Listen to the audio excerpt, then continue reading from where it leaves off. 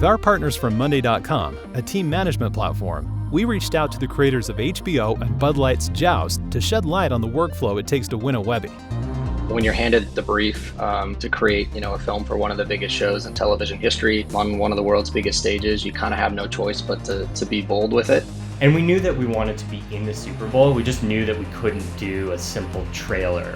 It was really exciting for us. HBO is kind of the best in the business around delivering the unexpected to their fans. And I think that's why they have such an incredible avid fan base. Killing off the Bud Knight was kind of the perfect storyline because we had seen for 7 seasons, Game of Thrones essentially killing off all of their beloved characters from the series. So, why not kill off a beloved character from the Super Bowl? You started to get this sense of this is really special and this is gonna fit and it's gonna work and it's gonna surprise the heck out of the fans. The biggest challenge in creating this film, we were setting out to recreate one of the most gruesome and iconic deaths, from the show, and then try and run it on the network that gave us Everybody Loves Raymond. It meant getting creative with when we cut away from certain actions and the use of music and sound design off screen to imply the things that were happening because we knew we couldn't show them. The biggest challenge was probably the timing of it. We shot it very, very late and it was very effects heavy. The macro challenge was just ensuring that every party felt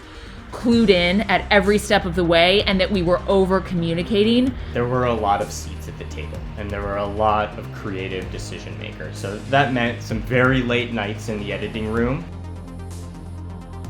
The way you strike the balance is you lay the foundation very explicitly and in a very detail-oriented way at the beginning. We knew from the starting point that it was going to require transparency and communication, sometimes on an hourly basis leading up to premiere. I cannot tell you how many check-in and status calls we had for this one.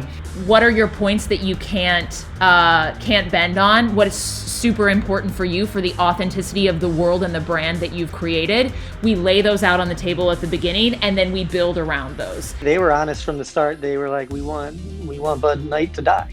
As you can imagine, it was a little bit of a push and a pull. You had HBO on one side and Bud Light on another. And I think what we knew early on was that the first half of the commercial, you needed to trick the audience into believing they were watching a Bud Light commercial. And we knew the ending of it had to be HBO. It had to be Game of Thrones. It had to be dark and it had to be gritty. What you need to keep as your North Star through this editing process when you're editing with two different parties who both have their own agendas and their ideas is being true to the consumer. And what's the most entertaining thing to the consumer? It's a tough question. I think we're all still trying to navigate it, and undoubtedly working in a way that we never have before is going to lead to work we've never seen before. From an advertising standpoint, all we can do is be both nimble and reactive. One of the things I love most about advertising is that it's a kind of a cross between problem solving and being creative. It's the thing that terrifies me most is blue sky. I like to have a problem to solve. And I think a lot of creatives at Weiden are like that. And this pandemic just allows them to find new ways to solve problems. I think it all starts with the consumer. And that's what underpins everything. Because if you're clued into how they're feeling, you're gonna make great work because you're gonna speak to something in them that's authentic to what they're feeling.